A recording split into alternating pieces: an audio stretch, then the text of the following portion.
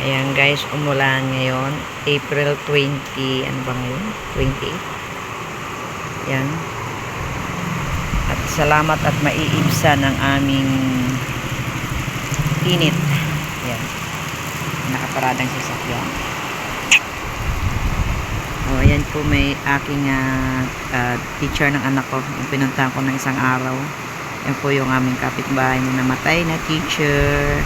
So, pero doon po siya pinuro sa may malapit sa simbahan dito sa likod lang din namin. Yan, around 5 minutes lang naman lalakad. O, yan, ang aming budget king. Ayun, nadiligan din yung aming halaman doon sa baba. So, ayan guys, sumulan din. Kasi grabe ang init. So, ayan.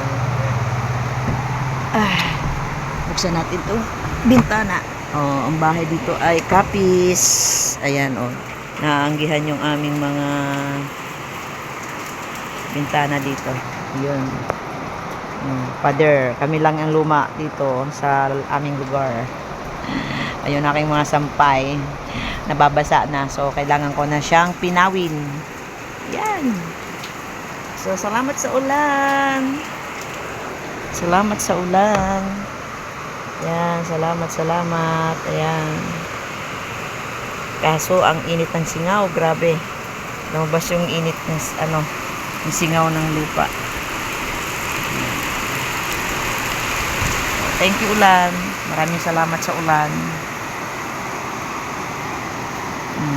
Yun, palengke. Thank you. Parang gusto kong maligo sa ulan.